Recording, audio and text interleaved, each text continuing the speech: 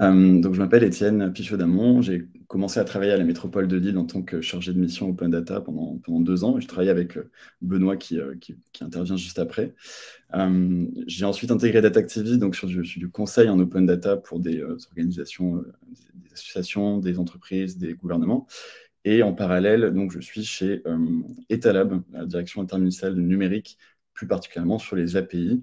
Et en parallèle de ça, je travaille sur la chaîne Data Broadcast qui est spécialisée sur les enjeux de l'open data. Donc, je vous présente quelques enjeux que j'avais en tête sur le marché du travail de la donnée aujourd'hui tel qu'il est et dans 10 ans à quoi on pourrait s'attendre. Déjà, pour commencer, sur des métiers un peu techniques, je fais un petit panorama de comment ça a évolué. Pour commencer, oui, le rôle de data scientist qui était un rôle un peu star quand ça a commencé dans les années 2010 à peu près, où tous les enjeux de data science commençaient à vraiment grandir. Et pas beaucoup de gens connaissaient ce rôle-là. Et puis d'un coup, tout le monde a voulu en recruter. C'était assez curieux. Et maintenant, c'est un métier qui est resté très, très convoité, qu'on retrouve dans beaucoup d'organisations, à la fois privées, mais aussi de plus en plus publiques. Et aujourd'hui, on retrouve un panorama de métiers assez large et avec une segmentation du marché avec des data analysts donc, qui vont travailler plus sur des analyses, pas forcément avec des systèmes aussi complexes que peuvent utiliser les data scientists avec du machine learning, mais surtout des analyses de données de premier niveau avec des visualisations, des cartographies.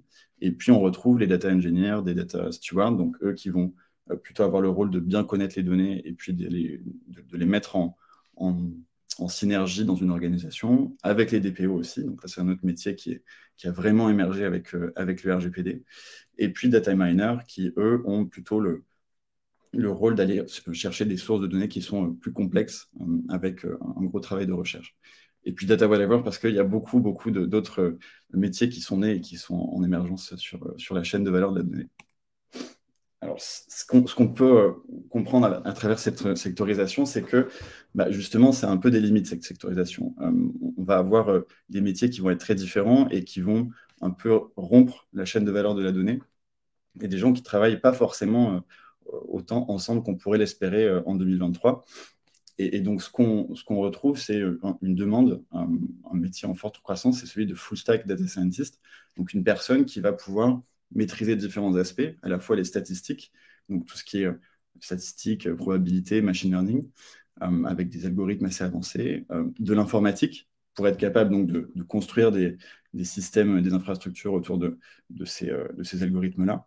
Et puis le métier qui, lui, on a souvent tendance à l'oublier, donc ça c'est des propos de Joël Gombin que j'avais interrogé pour un épisode, qui m'expliquait que du coup, le métier est parfois un peu oublié, où on va avoir besoin de comprendre beaucoup plus les enjeux des métiers et pas forcément uniquement des personnes qui sont spécialisées dans de l'informatique très poussée.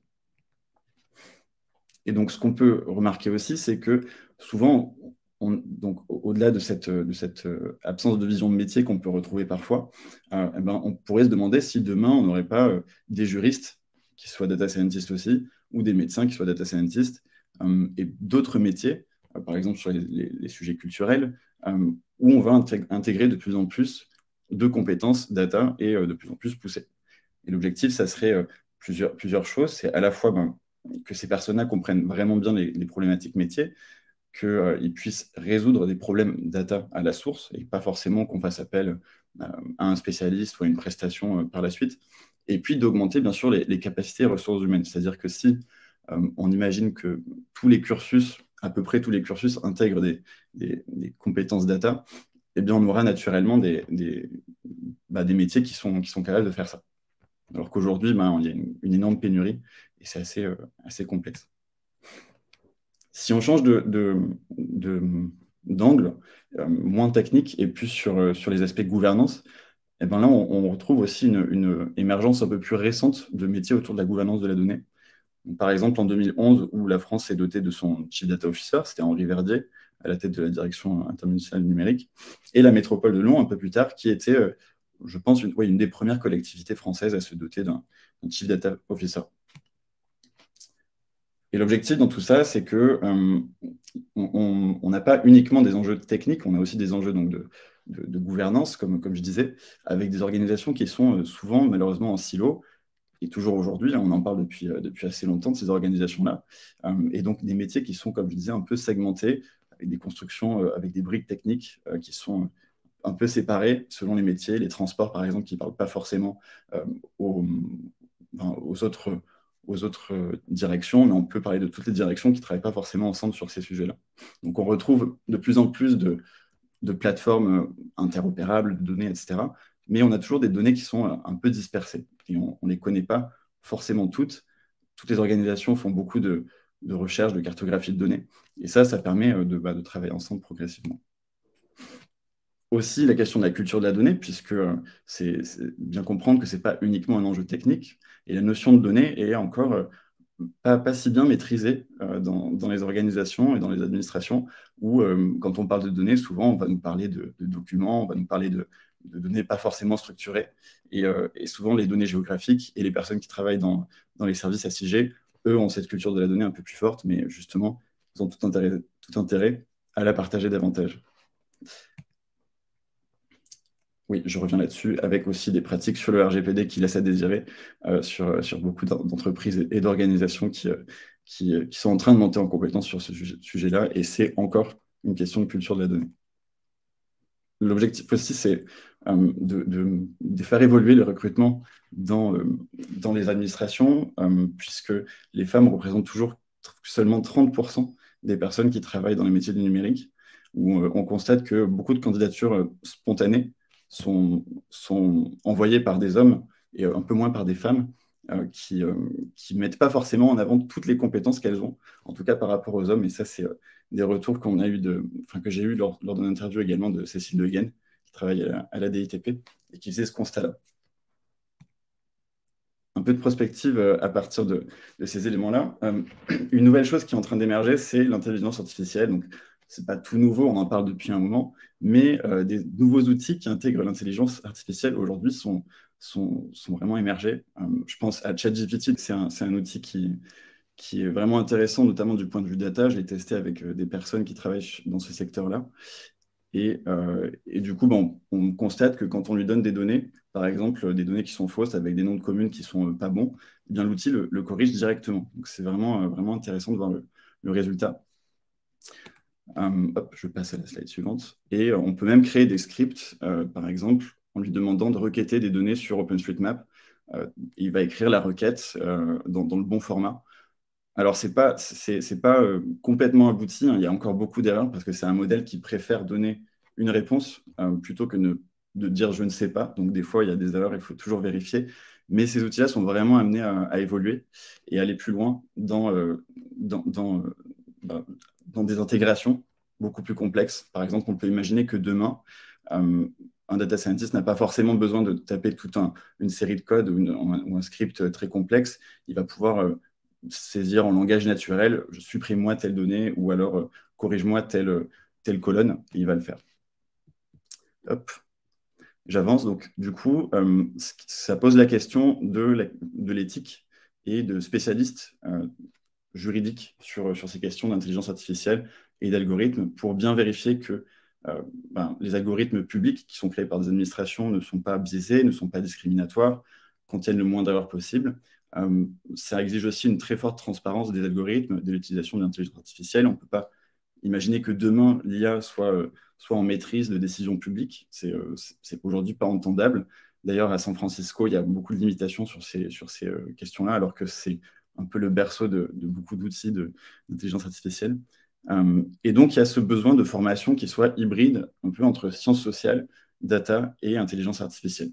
Là, j'ai mis un exemple, alors c'est un exemple anglais, mais je vais parler plutôt d'un exemple français qui vient d'hier, un article qui disait que, je crois que c'était la semaine dernière, à Lyon, 50% des copies qui ont été rendues par des étudiants dans une université à Lyon étaient écrites par ChatGPT. Donc, ils avaient mis le sujet dans l'intelligence artificielle, ils ont recopié, ils ont envoyé. Donc, le professeur s'en est rendu compte, parce que beaucoup de copies se ressemblaient, ça lui a mis la puce à l'oreille, et du coup, il a mis une mauvaise note à tout le monde. Et ce qui pourrait être imaginé par la suite, c'est que pour ce type de contenu, eh bien, on essaie de créer des clés de vérification pour savoir si ça a été écrit par un humain ou par l'intelligence artificielle. Donc ça pose vraiment ces questions-là, et ça, c'est des métiers qui vont probablement être en forte tendance par la suite. Donc voilà, vous pouvez en savoir plus à partir de la chaîne YouTube que j'ai créée, donc qui est spécialisée sur la donnée. Et je parle donc de Spotify, mais aussi de métier de la donnée publique. Donc c'est les éléments dont je vous ai parlé tout à l'heure, et ça sera un petit peu plus détaillé. Voilà, je laisse la main. Super, merci beaucoup Étienne. Donc, on vous invite vraiment à aller voir cette chaîne YouTube. Les épisodes durent une quinzaine de minutes. Voilà, le format est vraiment super adapté. Ça Il y permet a... d'éviter des moments de stress. Bah, c'est pas grave, hein, c'est les aléas du direct, on fait avec, il n'y a pas de souci.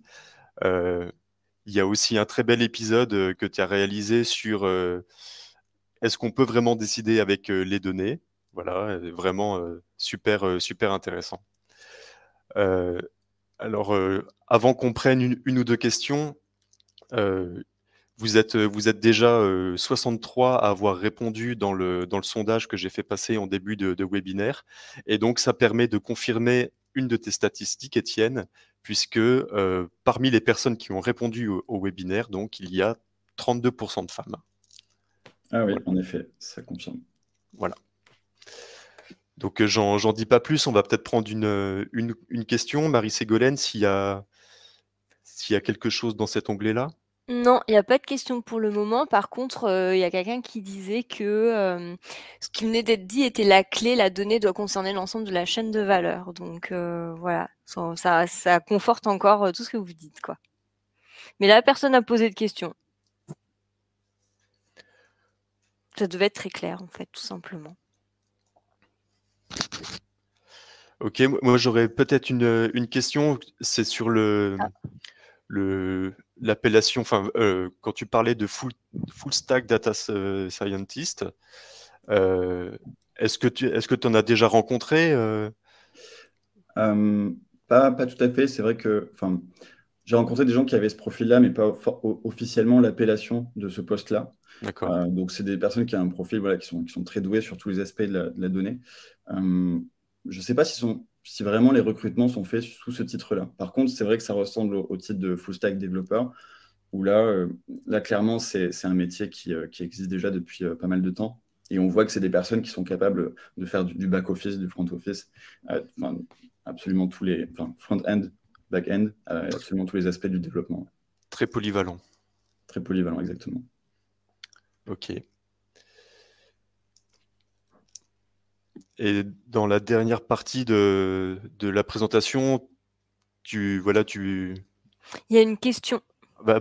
Prenons cette question, allons-y. Ouais, en fait, de Gwenaël Mengi qui dit qu'on trouve beaucoup de formations sur le sujet de data scientist ou autre formation qui est rapport avec la data en ligne. Faut-il accorder de l'importance par rapport à un cursus classique de formation? Sur les formations en ligne, c'est vrai qu'il y a de plus en plus de personnes qui se forment au sujet de data science ou data tout court sur des supports en ligne. Il y en a certains qui sont gratuits, certains qui sont payants. C'est vrai qu'il y a de plus en plus de contenu aussi sur YouTube, mais là, il faut arriver à se créer un programme personnellement. Mais généralement, c'est pas mal parce qu'en plus, ça allie de la théorie, mais aussi beaucoup de pratique. J'avais testé sur Open Classroom, par exemple, qui en plus a une formation diplômante, je crois que c'est diplômant. Et on peut tester des modules comme ça où en fait on fait des exercices et ça c'est corrigé directement. Donc c'est l'important, je trouve que c'est vraiment la pratique. Et là, que ce soit en ligne ou en physique, il y a vraiment des bonnes solutions.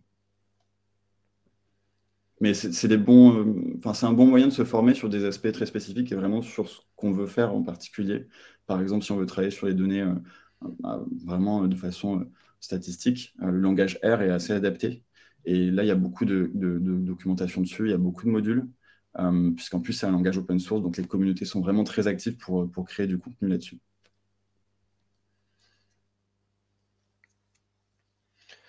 Super, merci pour ces éléments de réponse. Si on n'a pas d'autres questions, je propose qu'on enchaîne avec la présentation de Benoît. Oui. C'est parti. Alors Benoît, j'envoie la présentation. Ah, j'ai une question. Allez. Dernière, dans les collectivités, la data fait souvent peur car elle est très directement liée au RGPD, à tort. Imaginez l'intelligence artificielle, c'est encore pire. Quelle est la bonne pratique vis-à-vis des élus? Complexe question, en effet. Alors, c'est vraiment, il y a plusieurs approches. Moi, je dirais qu'il faut essayer d'en tirer le meilleur parti parce que je pense, enfin, je ne veux pas en faire une généralité, mais j'ai l'impression que nous, on va vraiment, en France, essayer de tout de suite réguler, être à fond sur les interdictions. Et c'est pas qu'en France, hein, que je parlais de San Francisco, il y a des interdictions, par exemple, sur la reconnaissance faciale. On peut essayer de trouver le meilleur dedans et d'essayer de former les personnes à bien s'en servir, mais aussi à bien détecter et en fait de savoir quand s'en servir ou pas s'en servir. Et là, je pense que fonctionner par cas d'usage, ça peut être une bonne chose vis-à-vis des élus. Leur expliquer un peu le meilleur de ce qu'on peut en faire. Je n'ai pas forcément d'exemple en tête, mais je pense que les usages data, par exemple, dans les services, ben, ça peut faire gagner du temps, ça peut aider à accompagner les agents dans leur travail sur certains sujets. Mais après, essayer de préciser les cas d'usage où ça risque d'être compliqué. Je pense notamment dans la sphère éducative où il faut peut-être travailler beaucoup. Enfin, je pense qu'au niveau de la région et des lycées, ça peut être une bonne chose à explorer, de savoir comment les professeurs peuvent s'en servir au mieux, quoi. Mais c'est plus sur la formation que de l'interdiction, je verrai les choses. Oui. La preuve par l'exemple, la preuve par l'usage. Ouais. Exact. Ok.